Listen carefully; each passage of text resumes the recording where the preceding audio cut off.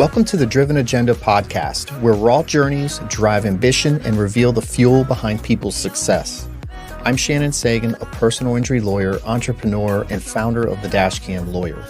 This podcast is all about being driven, focused, motivated, and determined to reach your goals and setting an agenda that pushes you forward. We bring you insights from top players in business, sports, real estate, investing, health, and more. Here, we dive into what it really takes to thrive with candid conversations that cut through the noise and get to the heart of people's success.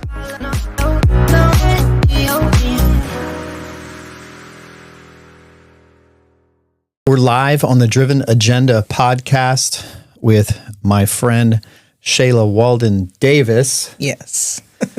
Recent Davis. I've known Shayla for a little while. We are in a mutual networking group that I absolutely love. I feel like our group is a really fun, funny, but also serious in a way, business-wise family.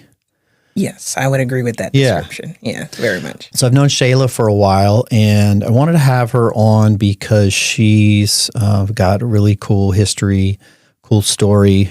And just to continue with the theme of being an entrepreneur, a business owner, high achiever, and what it takes, as well as we're going to talk about the negatives and the things that people don't realize what it takes to do these kinds of things, knowing that, with social media and everything, everyone thinks getting rich and being an entrepreneur and business owner is an easy thing. So I like to have all kinds of different people in different industries, talking about mostly the goods, but also the struggles that it takes. So welcome, my friend. Thank you for having me. Absolutely. So Shayla is a lawyer. She's an employment lawyer. She also does the education pieces for our networking group. And occasionally, when we get lucky, she will sing for us, and she's got a beautiful voice. I'm not going to make you do that here. I don't know how you do that to begin with, but I could never do that. But it's impressive. She's got a beautiful voice, and sometimes she'll sing her commercials. Yeah, what's interesting about that, though, is for the longest time, I would never speak in front of people. But it was so much easier for me to sing rather than speak in front of people. Really? How does that work? Because it takes so much more effort to sing, doesn't it? I guess in terms of using your voice, yes. But one of the things about singing, and especially depending on what you're singing, I don't have to look at anybody when I'm singing. Okay. You kind of go in a trance? Yeah, it's kind of like you're in your own world. You're focused on your own pitch, the notes, remembering the words, remembering the melody, and you do kind of go into your own world. Speaking, I have to engage. And so that was always a struggle for me to fully engage with people or to fully feel like I'm reaching people around me. So public speaking I even took a class in high school and I was just like, no, I can't really do this. Let's talk about that. I was not even going to talk about this, but public speaking is one of the human beings' biggest fears. Yeah. And now that you brought that up, that is very fascinating. So you basically, your way of kind of overcoming public speaking was singing? It was kind of a start to it, to be kind of the center of attention that way. I wasn't accustomed so much to being the center of attention. I was never that person who had to be the center of attention. And so singing was a way that I could still be in my own world, but, giving a performance. I remember in high school, one of the songs I performed was Tale as Old as Time from Beauty and the Beast, which was one of my favorite songs growing up. Obviously, I sang it in a different key than Angela Lansbury, but, nevertheless. Yeah. Right? But it wasn't until I did moot court in law school that kind of really broke me out of that shell of public speaking. I had a public speaking course in college, but again, I defaulted back to singing in my presentation to make me more comfortable. But would you do a combination of talking and singing, or would it go straight into singing? Okay. Sometimes I would. I would do whatever my speech was about, and I would find a song to weave into it so that some way the music was still there. Right. But in moot court, I can't sing my argument. Yeah. I have to speak. Yeah, judge might like it on off times, but not during your hearing. Exactly. That's fascinating. Does public speaking, I'm sure it's gotten easier for you. And I think a lot of people assume that us lawyers, I don't litigate as much anymore, but we just naturally are good at public speaking and we don't get nervous and have any fear. But how is public speaking with you? I mean, do you still have some fear, anxieties a little bit? I do. You have that anxiety about making sure that you are prepared enough, right? That you're ready for any questions you may get, which is the same thing like with a hearing. Like I remember a mentor in the law told me, if you're not at least a little bit nervous before a hearing, that means that you probably either don't care enough about the issue or you probably haven't prepared enough to really be thinking through things. And so no matter how many speaking engagements I have, I still have that slight tinge of nervousness before they say, okay, you're on. Right. Or stand up in front of everyone and talk. I mean, even the education moments, I'm like, did I prepare enough? Yep. The few I've done for you, same thing. I had my first time at BNI about 3 weeks ago. I was sitting next to Robin and I went and did my commercial, and it was the first time ever I had zero nerves. And I've been in this for a year and a half now doing this, and I still get nervous anytime I speak, but it was weird. That was the very first time I had zero nerves. I don't know if that's good or bad or not, but I prepare for all my stuff no matter what my speaking engagement is. These podcasts, I take all that serious. I guess that's the lawyer in us. But I had someone like you, a very prominent lawyer who's still practicing, one of the best lawyers in the country, said that he gets nervous every time he steps foot in court. And it was good to hear that, even though it was a while ago. I'm sure it still applies. It's good to hear that because you want to hear that some of these people who you think are superheroes are actually human beings. Exactly. I mean, even on a Zoom hearing, I feel my heart rate go up. Yeah. And even before I announce my appearance, and now I have to remember that my name's changed, so I have to make sure I say the correct name. That's why I said Waldon-Davis. Yes. Any techniques you use right before you go to speak? Because like I said, this is important for people. I didn't even plan on talking about this, but everyone in BNI, when I sit next to them, they're so frightened to do their commercials, and it's crazy. And I just tell them, we're all family, but no one's going to judge you. But definitely it's crazy how wild of a fear that is that people have. I think one of the things is really preparation. Sometimes you can wing it if you have gotten good enough where you can speak extemporaneously. That was not so much a skill of mine. I have to prepare most everything. Even when I'm taking a deposition, it's like an interview. I have to listen to follow along in the questions to make sure I've gotten everything. But I think of it as I'm speaking or preparing to speak. I'm preparing to control the examination. And preparation is underrated, but it's one of the ways that you calm a lot of nerves. So it's the difference between, about being about to pass out and just having, a little bit of jitters before you open your mouth to speak. Preparation is key. For me, before I do a particular engagement, speaking engagement, or even a job interview, when I was doing that before I started a business, prayer. I mean, that prayer and being in that meditative state where it's calming your nerves and helping you settle into what you're about to get into. Because jumping right in from going from this to this to this to this, then that increases your anxiety. Yeah, as I say, that's not going to work doing that off the cuff type stuff. Right.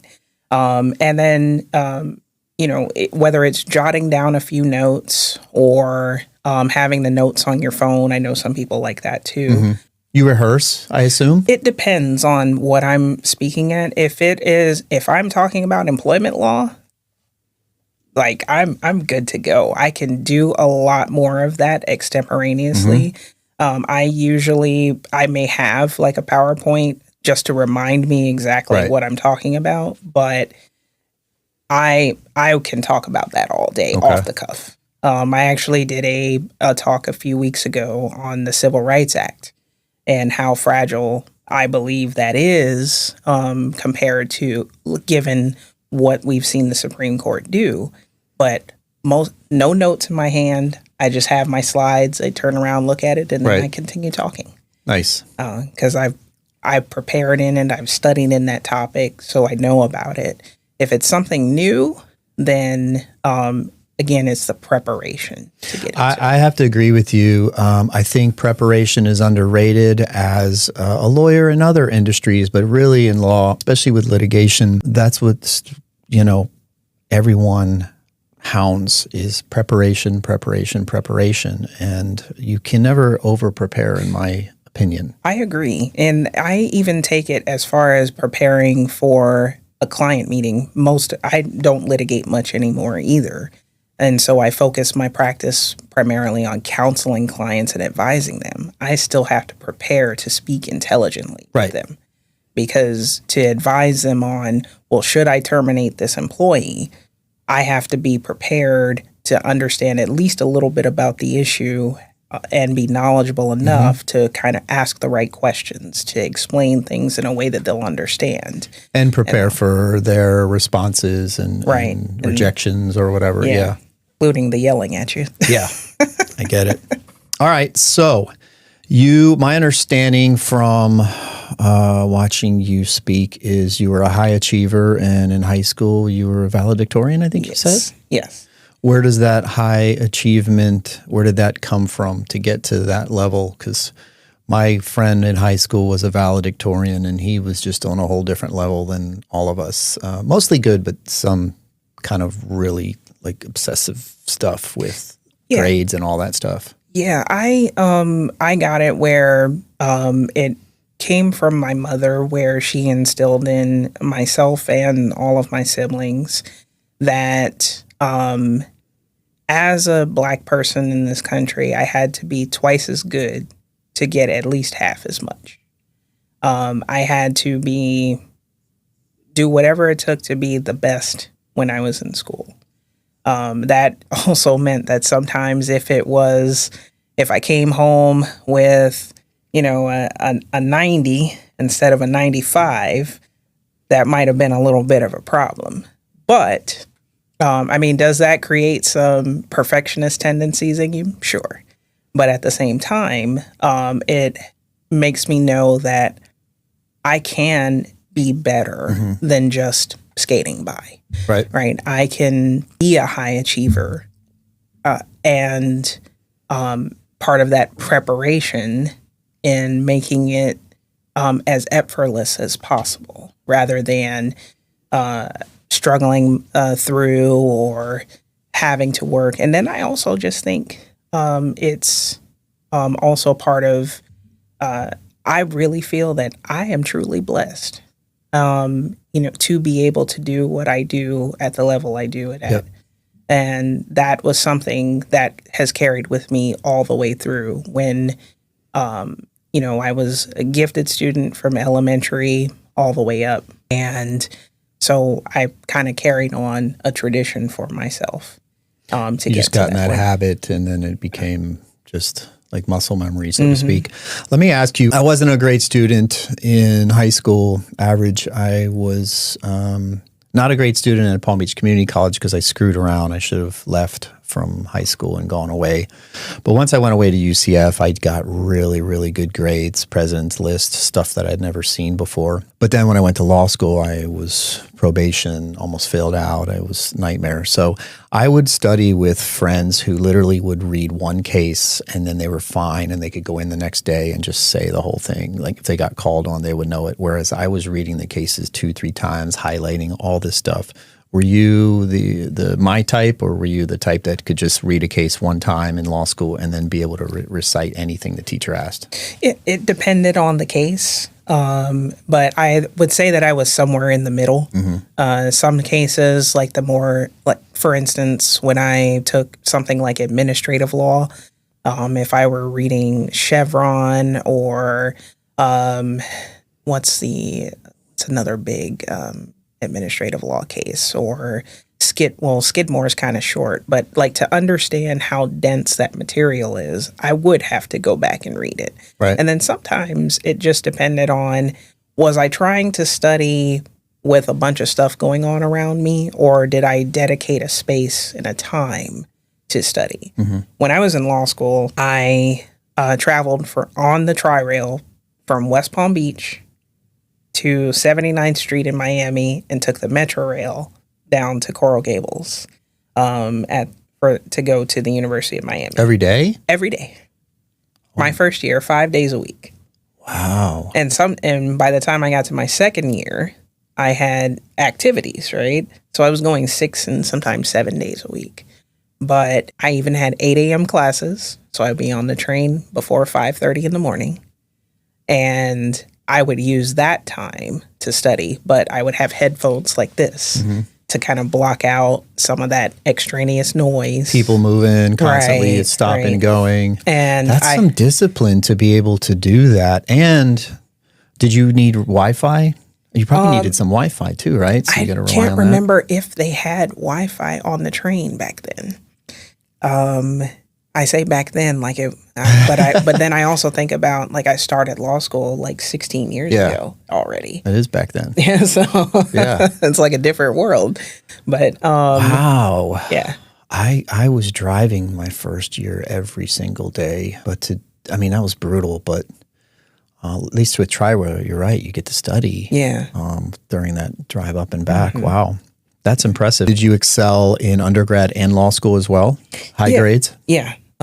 So I graduated from undergrad, magna cum laude, and successfully completed the general honors program. And the year I graduated, I believe there were only 2, maybe 3 Black students who completed the general honors program, which is like where you take certain honors classes and you have to complete, I think it was 24 honors credits throughout your time at UM. And then you get a special designation. I think you get like a certificate or something. It's somewhere at home where I have that. And then graduated magna cum laude from law school as well. Wow. That's very impressive. That's definitely not my history. Well, I just needed a degree. I told you, my mom was like, she was pushing me. Well, it obviously worked out, and that's very impressive. I didn't know any of that about you. Yeah. So let's talk about being a lawyer. First off, why did we choose this profession? So it's funny you mentioned that. So I wanted to be a singer when I was a kid. I wanted to be either, be a big a star as Mariah Carey or even Aaliyah, Toni Braxton, Monica, right? That's who I wanted to be. Although my voice is kind of more similar to like Toni Braxton or Monica or Aaliyah. But my mom was like, well, maybe you want something a little more guaranteed. I was like, okay, so then what else is there?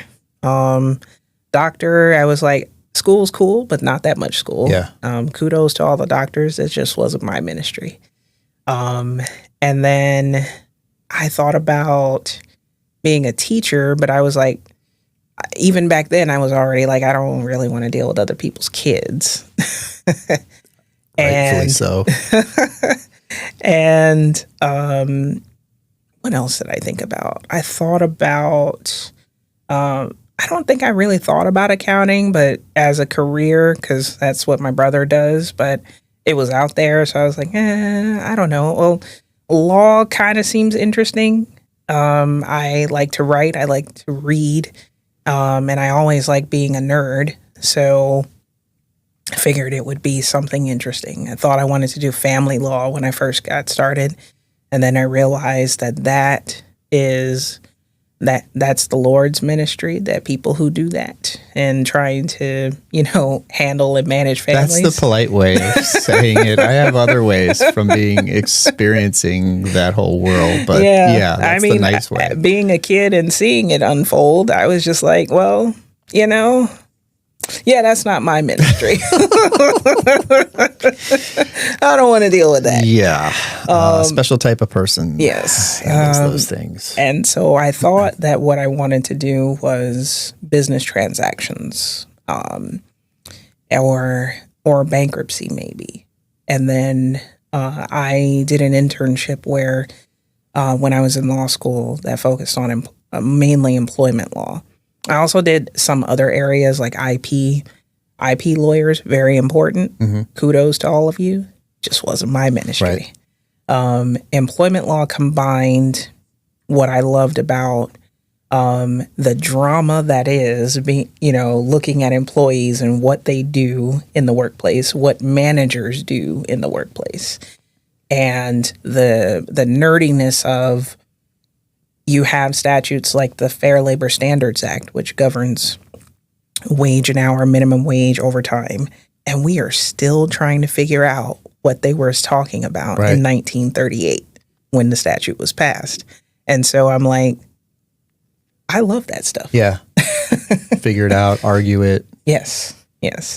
So the interpretation of that statute combined with trying to navigate these issues that people are experiencing in the workplace. And then also, especially as I matured in a bit more in practice and got to where I eventually opened my own firm, I focus on the humans behind those issues. And we think of law as like this mechanic kind of process, or that it operates in a mechanical kind of way. But employment law in particular, we have to focus on the person. People have their own goals and aspirations when they come into the workforce, when they come into your workplace.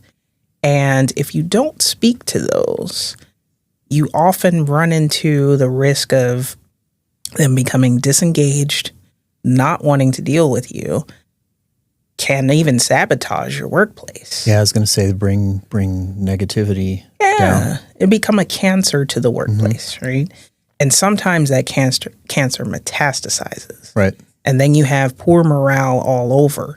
And if you're not addressing what's going on with the people there, and you're just treating them as cogs in a wheel, then that's when I see the most litigation risk. And that's what my practice is focused on, is getting to that point and say, yay, there's people here. Remember that they are people. They have their own concerns, their own dreams and goals and what they want to do. They're not just here. Their sole purpose in life is not to work for you. Yep. Even though they might have to. Right. Yeah. Right. And that's how I got to building out and figuring out the kind of practice that I wanted to have. So you specialize in employment law, and I believe you pretty much are solely representing employers, correct? Yes. Mm-hmm. Okay. And then do you have a niche within that? Is it ADA, or do you just talk about that a lot in our group? So that's also an additional part of my practice, which I do ADA Title III work, where especially to businesses that have brick and mortar spaces, there's a contingent of people who maybe you might see someone in a wheelchair, maybe you may not, and they're trying to come into your place of business and navigate their way through. And if they can't, or your service counter is too high, then it's inaccessible to them. And so it's also about remembering, like, are you trying to just serve certain people, or are you trying to serve everybody, right? And that's really what the goal behind the statute is. Now, there are some plaintiffs who have kind of misused it. Yeah, you hear about the lawyers who have someone in the pocket, so to speak, and they're just looking for the websites that have, mistakes. And yes, that's another part of. But there's bad apples in every industry, though. Yeah, that's true. That's true. The website thing is pretty huge now because they don't have to go anywhere. Yeah. Be mindful of that. Yes. Because what she's talking about is if your website is not ADA compliant, which really doesn't take much for a coding person to insert in there, you literally can get sued and you're going to have to pay. How much is it for a violation? It ranges. It depends on how egregious the violations are. Sometimes what you will see is they will claim under the ADA, and then to get damages, they will sue for civil trespass if you track cookies or place a different tracking software on their computers. And so that's another claim that they can that will add to the value of the case. Okay. So it can range. I've seen settlements as low as $3,000 or $4,000, and I've seen them as high when these kinds of things first got started. When I actually did a couple of these matters in New York that ranged as high as almost $20,000. Wow. So business owners, be wary. You might have a high-end website, but just make sure you've got that ADA compliance. It's something that they could come after you for, and there's really no way of truly fighting it and winning that. Yeah. There's ways to kind of hedge against it and to make, some of the plaintiffs wary about coming after you for it, which is, taking steps to, whenever you change something, making sure it's accessible. Mm-hmm. Any video content, making sure you've got captions.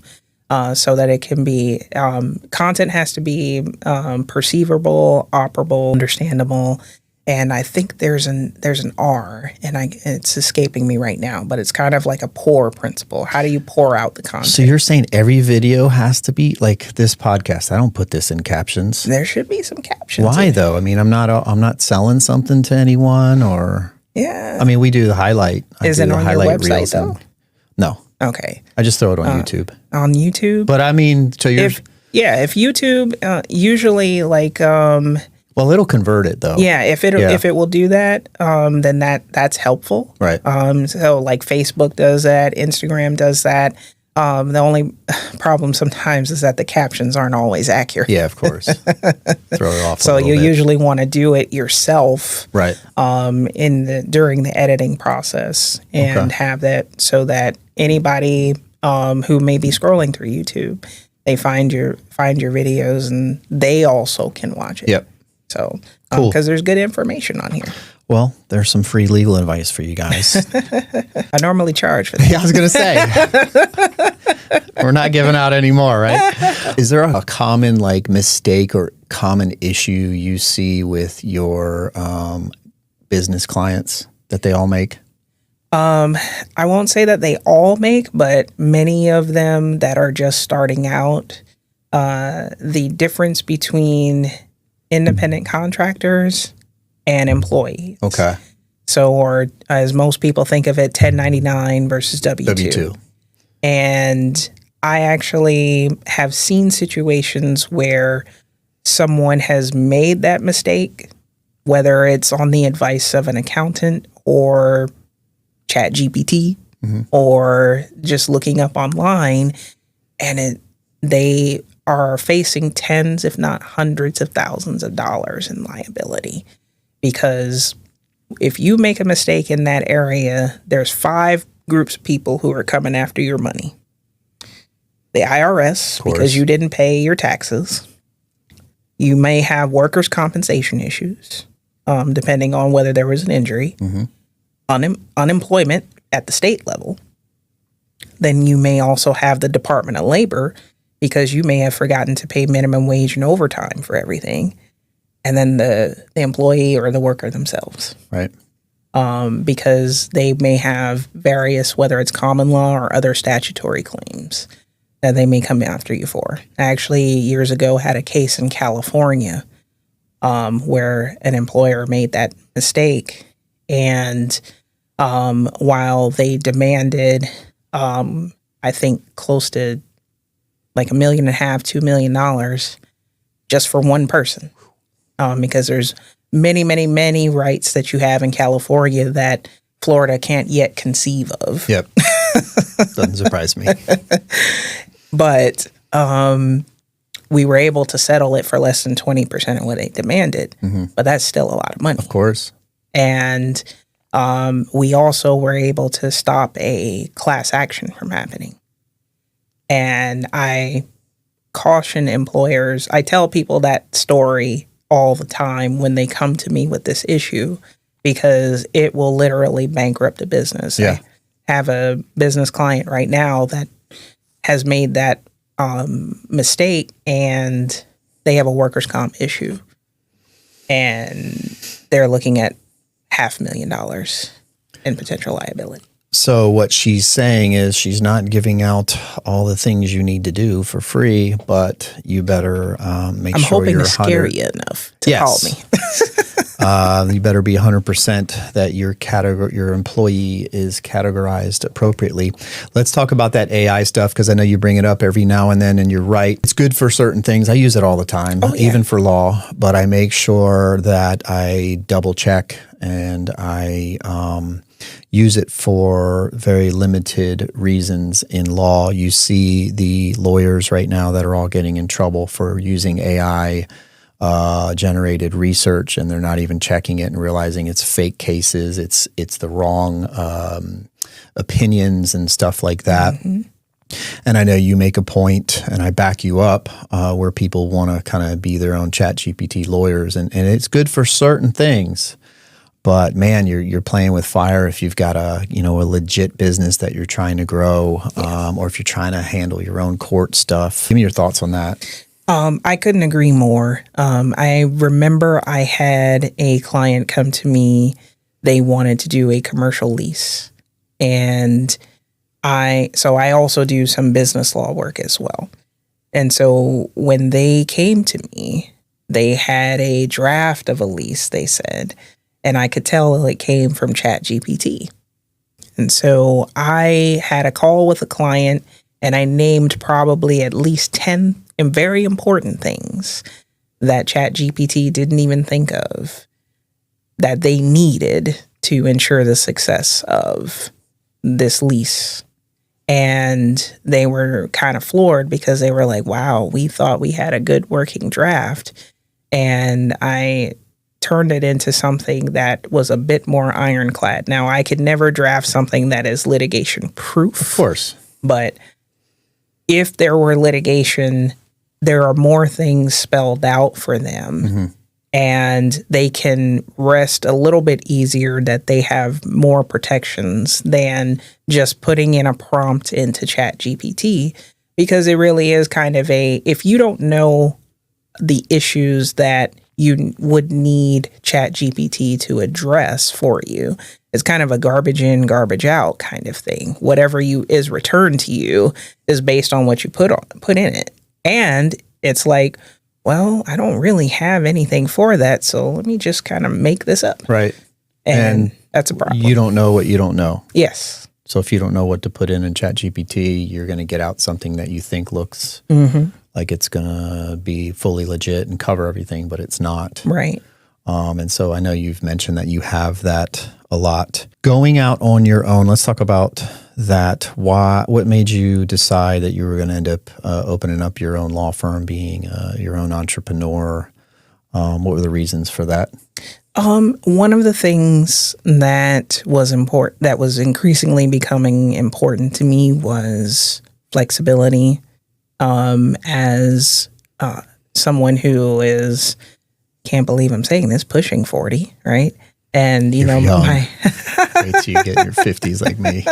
Hate it. And you have aging parents, and you're like, I need to be able to be there in case something happens. I remember I used to work in Miami, and I had driven to Miami, and my mother called me one day and said she had taken a fall. And I remember just being like, well, if I had been at home, I could get her help much quicker. Or perhaps maybe she wouldn't have, maybe something different would have happened. And so that was one of the reasons. I also wanted to craft a practice where I didn't have to rely on litigation or billing hours so much. And that's really kind of the motivation. It was also born out of a pivot. I had gone in-house and was laid off. And I said, I don't really want to go back to work at another firm. And I had seen a lot of people. A friend of mine had started her own firm about 6 or so months earlier. And she was enjoying it. She was loving it, building her practice and everything. And actually, she and I refer to each other all the time. And so we help build each other's practice. And I said, well, I think I can do this. Yeah. I think it's the knowing you can. I think sometimes when you start in a job, you're just kind of like, well, I'm just going to do this. There's no way I'm going to do that whole running a law firm thing. Yeah. And I remember saying that to myself for years. And when you're kind of put in a position where you have to decide what's really important, a paycheck or building a life. Right. And then sometimes you can build a life and still have a pretty decent paycheck. And that's where I'm at. I think, the time freedom and autonomy is really a big deal now versus when I was a young lawyer, and it's all about hustling and working your ass off. And I think that mentality, although it's still going to always be there with certain people, I think that mentality definitely is decreasing. I agree with you. I can't tell you how nice it is to have pick your own hours, the days you want to work, the clients you want to be with. It is absolutely amazing. I work home most of the time when I'm not out networking and bringing in business. But yeah, there's a money aspect of it, and you're not going to make it right away. But geez, the time freedom is just so nice, and it's so worth it to do things like you said, to be there for family or vacations or anything like that. I think, let me ask you, what do you think the most important thing someone needs to have starting a business? I think the biggest thing you need to have, I would say twofold, faith and patience. Okay. And the reason I say, and both really go hand in hand, because you need to have faith that opportunities are going to come your way, and faith in the fact that you have been built for and appointed to start your business at this particular time. Right. Even if you don't quite feel like it, you have to believe that that's what it is. And that's one of the things that was, for me, what I had to understand, because I'm not going to lie. I've had some times where I'm like, I should just go back and get a job. But then as soon as I think I'm starting to think that, and I'm like, okay, well, maybe the cash flow isn't where I want it to be. Then all of a sudden I get like 5 calls for consultations. And then I'm like, it's all okay, worth it. Yeah. And the other thing is like like when you really see that person and you've solved an issue that's been keeping them up at night, and you see that in their face, whether you're meeting them in person or virtually, and that's worth it in and of itself. That sense of accomplishment that you've literally just changed someone's business, right, and helped them out. Yeah. Like I have a client, they tell me all the time, they say, well, we are so glad we met you because you have opened our eyes to a lot of things that our business needed, so that we weren't in the dark about how to make deals. Like they have government contracts that I've helped them with.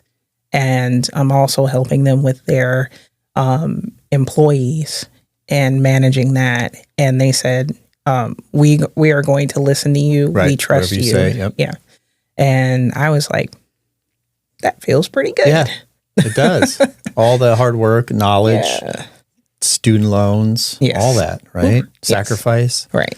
I have always said that I agree with you with the faith part. You got to have that. But I've always said that if you can solve the client situation and you've got enough, that's your biggest problem. Mm-hmm. Not the money. You can figure out the money. You can get loans. If you have enough customers to just pay the minimal amount you need to pay your bills, I think that's the biggest problem of a business owner. If they have that, I know a lot of friends who are still working for other people, but they say they can bring in their own business. They're just afraid. Finding enough customers that'll pay your bills, that to me, that's always been the biggest problem. Mm-hmm. I was in the same situation as you, where my boss finally said to me, I'm retiring in 60 days, so you either figure out how to buy me out or you go work for another firm. And I took a leap as well and went down the solo route. And 18 years later, here I am still. But it's a different kind of feeling knowing once you're put in that position, I think you are forced to be like, okay, we're going to do this. We got to make it work. When you know that you technically don't really have a choice. I guess you could work for someone else, but yeah, I was just like, no, I'm not doing it. Yes. Not doing it. Exactly. And I mean, working for someone else, I probably wouldn't be able to sit here or, or be in our networking group. Or I actually had just came from lunch with a friend, and I told him, I said, I wouldn't even be able to sit here. Yeah. If I were working for someone else, because I have to generally be on their schedule. Yeah. And there's nothing wrong with people who do that. You got to start. Most people do that. They don't want to take these risks that you and I have. Right. But yeah, my wife working at the hospital, she gets a half-hour lunch. I'm like, what? So when I go down to meet her, I'll go to that Steak and Shake and have everything ready for her so that when I call her, we can at least enjoy a half hour. But I'm like, geez, she's got they have no freedom when you're working under someone a lot of times. But Well, some employers give you an hour. She's only, I know, that's what I thought too. I have to talk to her. She's either lying to me or telling her wrong. No, but there are a good number of them that still do only 30 minutes. Okay. Yeah. She said I only get a half hour, so she can never meet me anywhere. Yeah. So I have to come down to her in Boca. But yeah, so sacrifices, stress. Yeah, and that's sleepless nights. And that's where the patience comes in, right? Mm-hmm. Because a lot of times, I think you mentioned earlier that people have this idea that, from social media or whatever, that entrepreneurship, you come up with an idea or start a business and it's going to take off immediately. Well, it doesn't work that way. You have to build it literally brick by brick. And it's patience and knowing that each step you take or each brick you lay is setting a foundation for what ultimately might take off. Right. But you have to start knowing that it's not going to be there right away. Mm-hmm. You may start with a few clients, but you have to trust that those few clients will lead to another few, who are going to actually pay. Because sometimes you get those who don't. Yep. Window shoppers. Right. And then you're like, wait. And it's like, well, then they want to haggle you on fees. And then you're like, well, I have to eat too. Yeah. We all have bills, mouths to feed. Yep. Right. So, but it's, faith and patience, I think, from my perspective, is what are the things that are needed for a business owner to be successful. Because even as you start to scale and grow, you have to have faith and believe that this is possible, that you're going to have the resources and tools that you need, and patience that it's going to work out. What's your 5-10 year plan? What do you envision your law firm looking like? What I envision the firm looking like is I intend to largely stay solo by choice.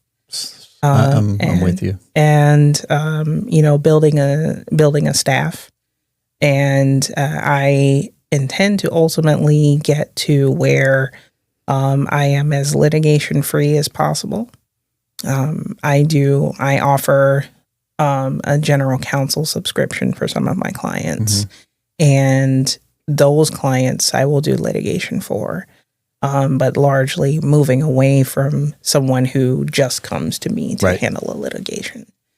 And that's also because I've found, or at least this is my feeling, some people, they love it. But for me, when you litigate a lot, your life is not your own. And you're subject to this deadline, this one, that one. And sometimes, the court or other opposing parties, they don't really care so much what's going on in your life. And I've heard of people filing motions for sanctions because someone couldn't attend a mediation that happened to be was scheduled when the person was getting married. There are judges, believe it or not, people, there are judges who don't care about stuff like that. My friend's mother just passed away Wednesday, and he's in the middle of a trial. Could he have asked the judge if he could leave that day? Maybe, but I heard the judge was pretty strict as it is. So he found out in the morning and had to kind of ride that trial. They weren't done with the trial, but they had to ride the rest of that day out before he could come back to West Palm. So it's not that easy, folks, the litigation and dealing. Sometimes, judges, some of them can be good and some of them, can be a little feisty. Because they're people. And same with defense. Yeah, same with defense lawyers. Let's talk about networking. What is as far as networking and growing your business, and what do you have like a certain philosophy? How do you handle networking? I am an introvert. That may not seem like it, but I am an introvert. And you're an extroverted introvert like me. Perhaps, or maybe I think they call us ambiverts, right? Okay. We turn it on when we have to? Yeah. Yeah. And then we go home and relax. Or decompress. Yeah. Being around a lot of people is cool for a moment, and then I have to get away and be by myself. Sometimes, I want to sit even away from my husband for a while because I'm just so peopled out, right? And I love him dearly, but sometimes I'm just I need to be by myself. And I take it where I'm intentional about where do I think I'm going to maximize the most, that time spent, that 2 hours, maybe even 3, what am I going to get the most out of it, right? Not necessarily are they going to hand me business that day, right? Because it's rare that it happens that way. You're so right. But where is it that I feel that building the relationship is going to be worth it? And for instance, something like our Me and I group, building those relationships, completely worth it because you're building on, and each week you're building on to that relationship where people learn things about you. Other groups like with the Black Chamber of Commerce, building those relationships with those business owners. So that networking I feel is is worth it for me. And other different smaller groups that I network with because they have people in those groups who are good referral partners for me as someone who serves business owners. Right. And so I look for that. I do some networking with attorneys still, but I usually like to network with the business owners, the decision makers for their business, or at least someone who is very close to the decision maker. And that has proven to be really good because it has gotten me a lot of the business that has jump-started me in my solo practice. And like you were saying, don't expect to go to a networking event or whatever, or even join like a BNI and expect to get stuff right away. I mean, I don't know that ever happens like immediately. I'm sure it does for some people who are lucky, but it's long-term. You have to have the long-term game on all this stuff. Right. So it comes with the patience, like you were saying, having that patience. I have found over the last few years that I've turned into more of a giver. Not that I wasn't a giver, but now I've realized for me, my natural instinct now is to help whoever I can. Like in my BNI, my goal is to try to give at least one referral to every single member. That's just my personal goal. It may never happen. I don't know. But like last night, I was at Vinnie Cuomo's event, and I had Camille and another friend of mine who just moved back from California. And my whole goal was to try to have him meet as many people as possible. I was not even thinking of networking, and I never even met anyone new last night because my goal was to try to make sure he tried to meet people. So I found that I am gravitating towards that now. I don't know if that will bring me business, but it's funny how my brain is starting to reverse of helping other people. Right. Yeah, I think that's key. I think one of the foundational principles, like with BNI, is giver's gain, right? Yeah. Which I think can be applied to just about anything. Even when I go to these networking events, someone tells me about what they do, and I'm like, wait, there's somebody I have in mind that you should connect with. Like, I had someone who is a business attorney in New York, and they often, when they're doing their business transactions, obviously there's due diligence that has to happen from the employment side, but also when you think about employee benefits, that is a whole other set of things that I don't do because it's so tax law heavy. So I have a connection of mine that I was like, I need to connect you with her because that employee benefits and looking at the tax implications of those deals. So it's really about helping other people further themselves along, and that also helps keep you top of mind because they're like, you helped me make the right connections. They remember that. Most people do. Yeah. All right. We're getting ready to wrap up here, but I want to make sure I covered some of these important things. Let's do a quick rapid fire. What's your favorite music artist or genre? Favorite music is 90s R&B. I can't, 90s R&B. And let me add a second one on to that, like old school gospel. Okay. Old school gospel music. Yeah. I don't listen to old school gospel, but I saw Boyz II Men 3 years ago, and they were unbelievable at a private concert. And they apparently had taken a break for a while, and now they all spent the last few years learning instruments. So now they came with each one playing instruments. Yes, I had seen them at Live at the Fontainebleau. Like, I took my mother there years ago, and I want to say Sean was playing the guitar or something. Yeah. Yeah. I know one had a guitar, and I forget what they had said. They had spent many years kind of not in hiding, but they weren't doing much, and now they self-taught. Yeah.